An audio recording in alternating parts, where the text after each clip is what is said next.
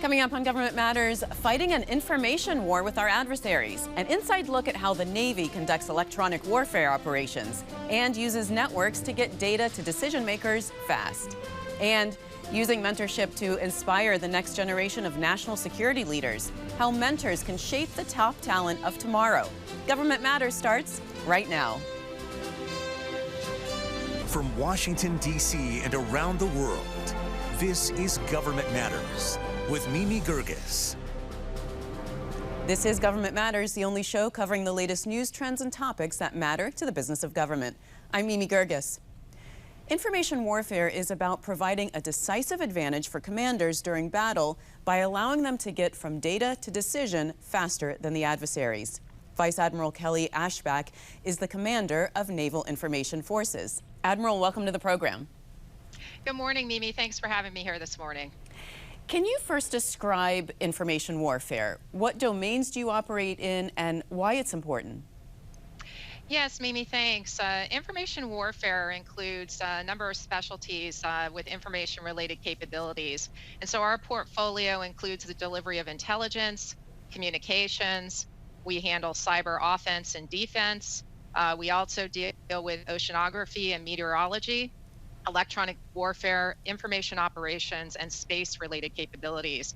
So the breadth of the portfolio is very large, and it is critical, as you described, in providing decision advantage for warfare commanders.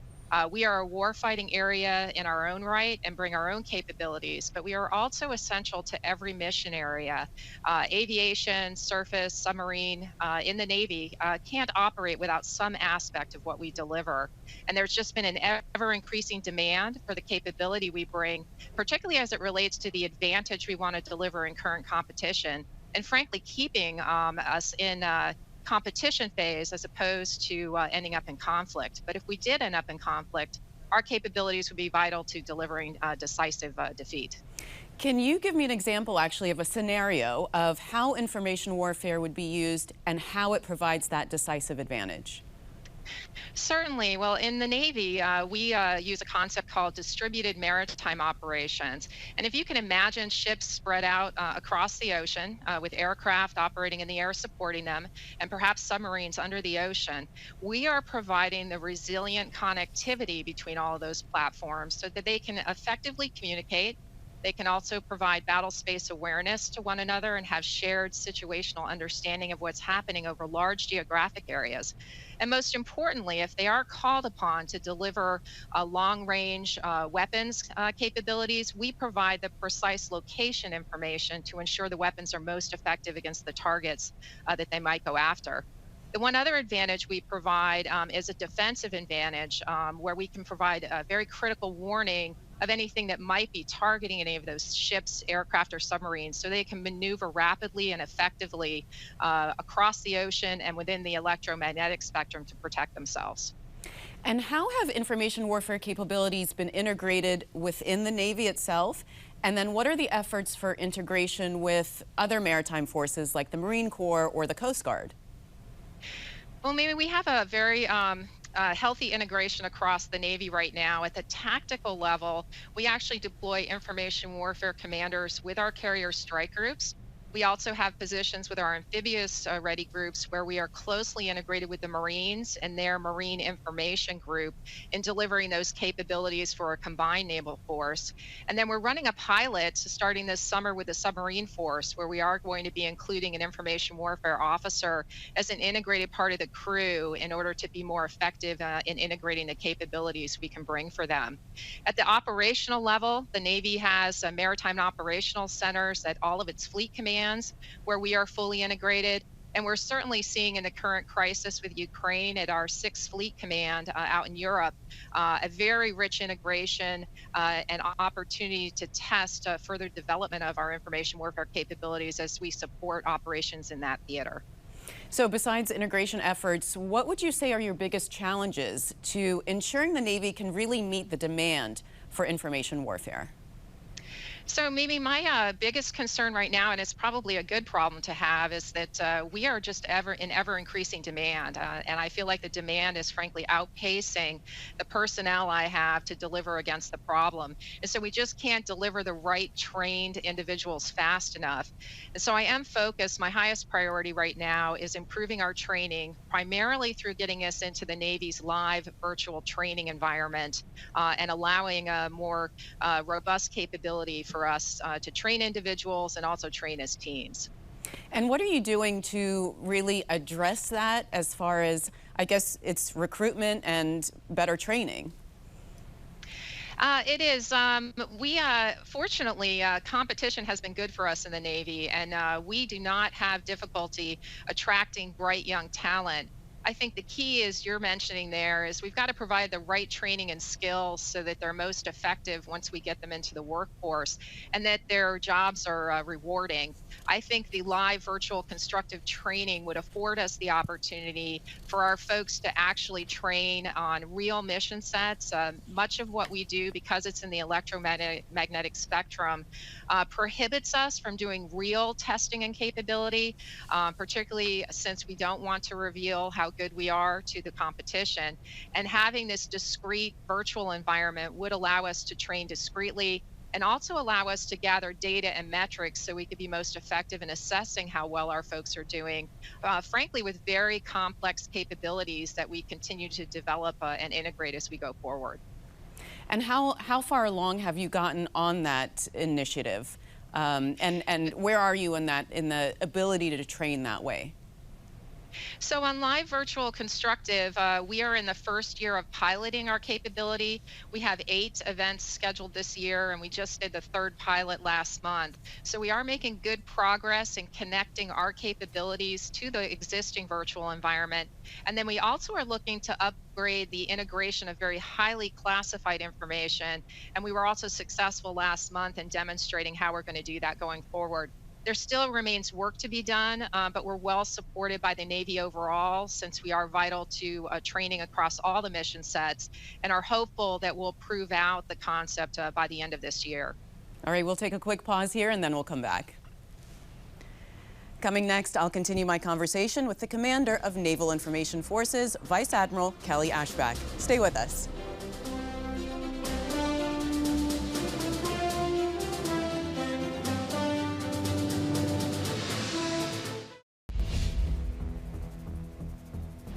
Welcome back. We're talking with Vice Admiral Kelly Aeschbach, the Commander of Naval Information Forces.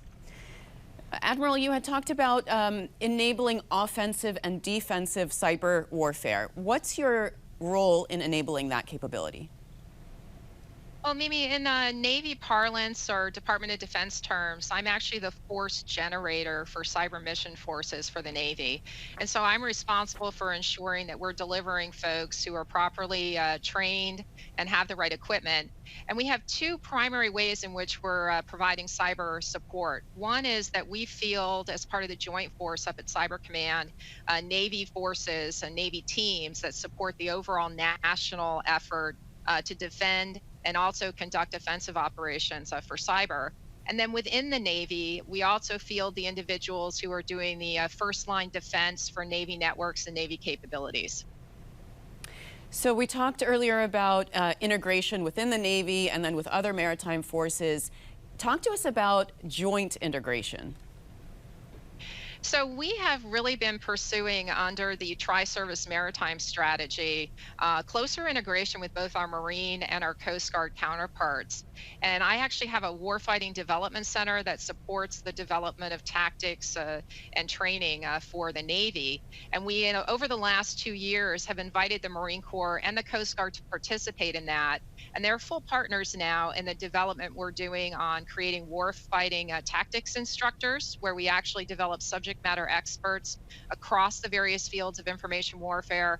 And then we're also partnering with them in how we share execution across the mission areas in order to be most effective with all of the resources we have across those 3 areas.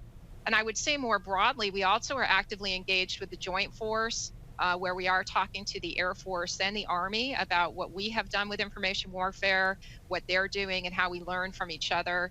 Both services have been particularly helpful as we try to mature how we're training from a cyber perspective in particular. And so there's some very effective partnerships that are allowing, I think, all of us to better pace competition. And what's your role in the larger JADC2 effort? So for JADC2, we are prepared to support implementation and training of elements that are going to be delivered under the Navy's portion of JADC2, which is the Navy's operational architecture or project overmatch. And what we're really trying to do there is, as I mentioned before, our success in distributed maritime operations is really creating a resilient web of connectivity that allows us to share information, sensor to shooter capability, and battle space awareness over a large force. And so we're standing by as that's developed to ensure that our folks know how to use the different capabilities as they're integrated, that we have the best training, and we're able to take care of any of the equipment associated with that capability. You know, I wonder what you've learned from watching Russia execute this war in Ukraine. I mean, how would you rate Russia's information warfare so far? Well, I have to be candid, Mimi, that I think they have not performed as well as they have performed in other areas in terms of dominating the information space. I think it's clear that Ukraine and, frankly, the NATO alliance appear to have an upper hand, in my opinion, on dominating and capturing the positive narrative and really conveying the totality of what's happening over there. But I would say the whole effort illustrates how vital information-related capabilities are and how they often are part of the leading edge and can be influential, frankly, in preventing a conflict from growing beyond a certain scope, in shaping and galvanizing an alliance and partnerships to come together in support of Ukraine. And so I think it's just underscored something that those in my business already knew, that we've got to keep leaning in to deliver the best capability we can. You know, Russians are, of course, known for misinformation campaigns. Does that play any role in what you do as far as warfare and misinformation? So we do have responsibility for information operations, where we certainly are trying to have a deep understanding of where our competition or, frankly, our enemies may be using or misusing information.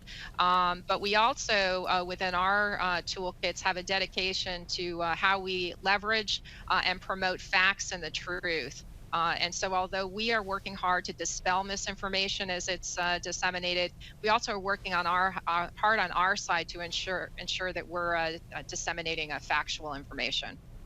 Is there anything you're seeing in this current crisis in Ukraine that would indicate a need to adjust any naval doctrine on information warfare? I don't know if I've taken any lessons from that standpoint yet, Mimi. I do think that for me, it just underscores that we need to accelerate everything that we're doing in terms of our training, the maturation of what we're trying to accomplish with the live virtual constructive piece, and that we really can't take our foot off the gas pedal in terms of trying to promote the broadest understanding and the deepest expertise across the largest number of people in information warfare. It plays such a critical role. And so I don't think it has me pausing on a doctrine we're pursuing right now. And if anything, I think it further validates a number of the things that we've been working on and really just creates more urgency for why we need to continue to deliver faster and more effectively. And, you know, Admiral, it's been just under a year since you assumed command of Naval Information Forces. What would you say has been your most important accomplishment so far? That's a great question, Mimi. It has been such a satisfying year here in charge of Naval Information Forces. I was incredibly honored to be selected for this position. And I think for me, one of the most satisfying aspects has been the opportunity to lead across information warfare and to work with our people, to work on improving our diversity, raising our game. But I just find it heartening every day that although we have some immense challenges for us operationally, I sleep well at night when I see the caliber of the folks that I get to work with every day. And it's such a tremendous team that it is, daily rather humbling, frankly, to be in this position. All right. Well, Admiral Aeschbach, so nice to talk to you. Thanks for joining us today. Thanks, Mimi. Stay with us for more Government Matters after the break.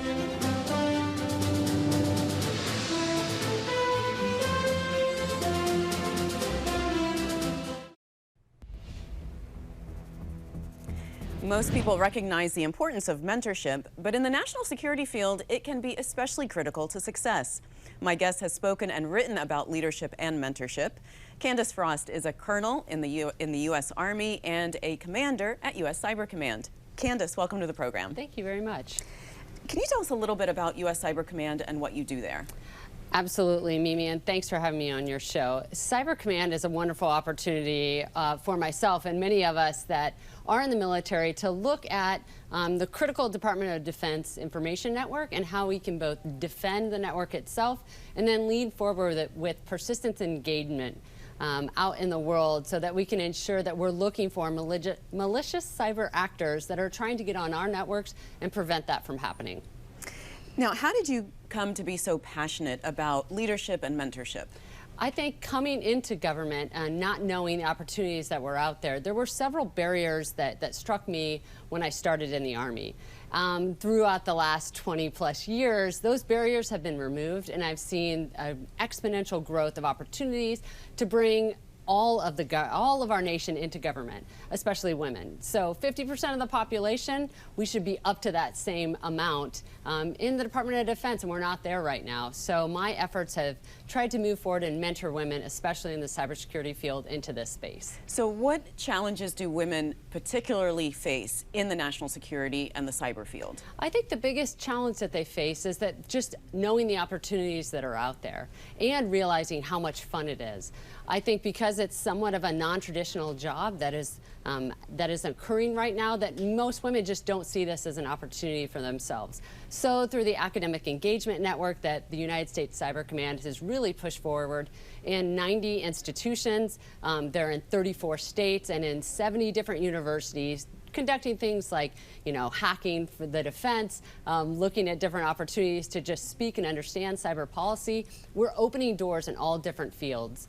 And it's going to be a great ride. So you write that before finding a mentor, a person should ask themselves why they want a mentor. Explain that. Exactly. When you're looking at mentoring relationships, it's that. It is a relationship, and it's a two-way street. So some people will just reach out to others, whether it's on a LinkedIn platform or some other social media, and saying, hey, I'd like to talk, have a cup of coffee. But before even asking those questions, you should really ask yourself, what would I like to do in this field? What are the opportunities I'm seeking?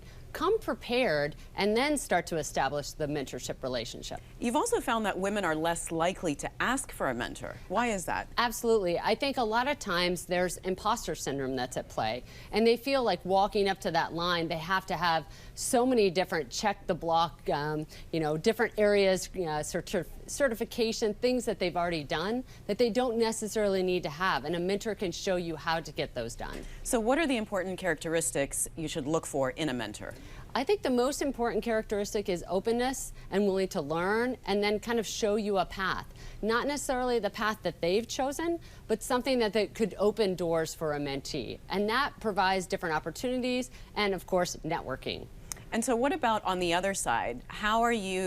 What are the ways that you can be a good mentor to other people? I think to be a great mentor, you have to mentor people that don't look like you, walk like you, and talk like you. You really have to open up your aperture to look at the people that don't necessarily line up and ask perpetually over and over, and find people in different areas that you can start to bring into government.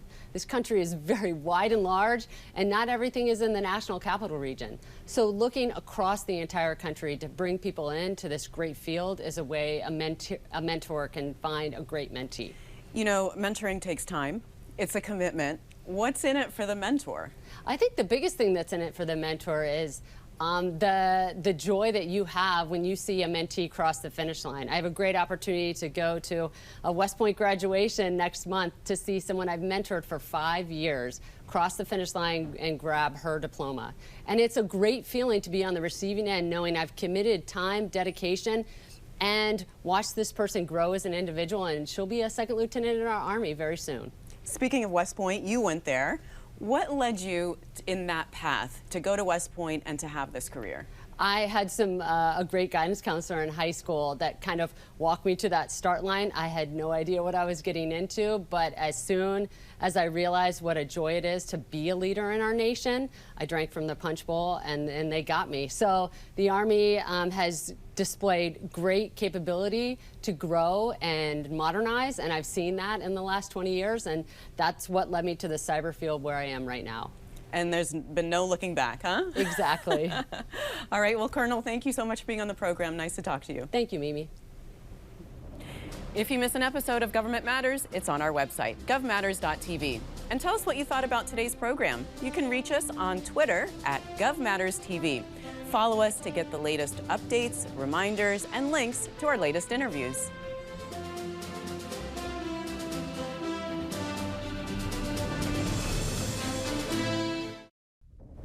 That's the latest from Washington. Join me weeknights at 8 and 10:30 on WJLA 24/7 News and Sunday mornings at 10:30 on 7 News to stay plugged in on issues that matter to the business of government. Thanks for watching. I'm Mimi Geerges.